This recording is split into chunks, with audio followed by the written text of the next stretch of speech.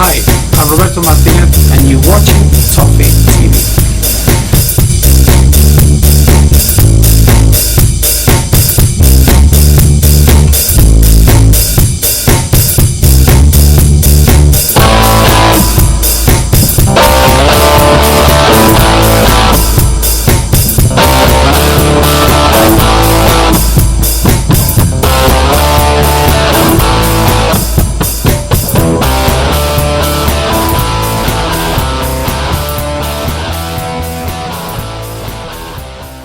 This is Toffee TV with me, Peter McPartland and Barry Cass, and we're looking forward to the Crystal Palace game.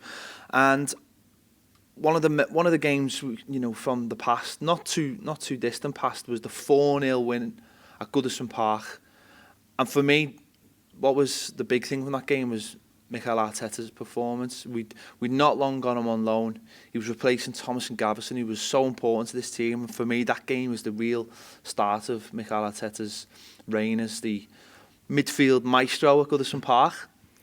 Yeah, it was April 2005, wasn't it? And he'd come in the January and he'd shown little bits and pieces. I remember him being excellent at Aston Villa, but the Crystal Palace game at home was the one where he scores a free kick after 5 or 6 minutes, and from then he dictated the play and went on to be an excellent player for Everton.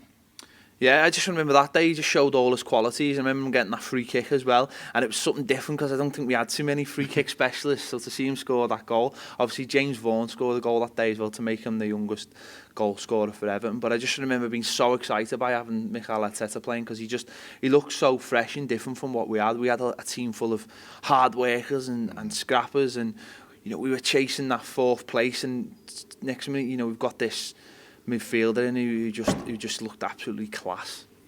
He was fantastic that day, and he was. We built our midfield on the likes of Lee Carsley and obviously Goodison for the first part of it.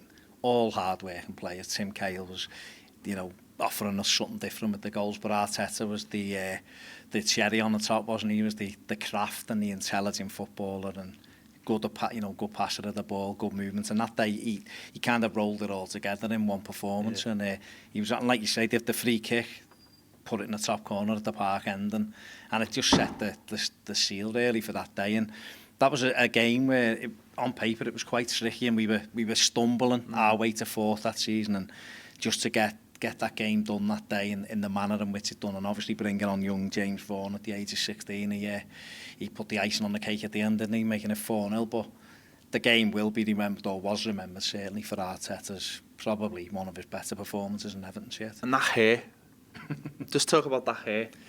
Better than mine.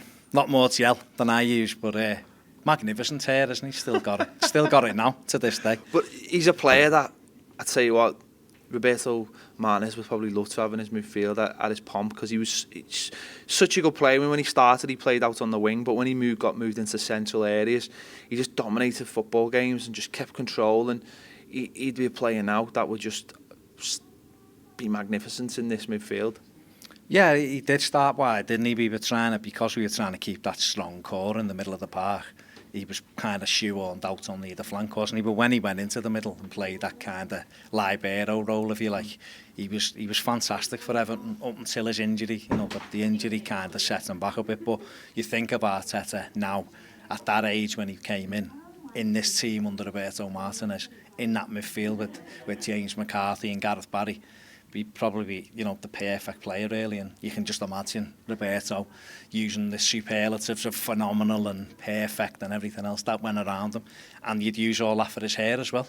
Yeah, and it all started against Crystal Palace here, and we're looking forward to Crystal Palace at home next week on Toffee TV.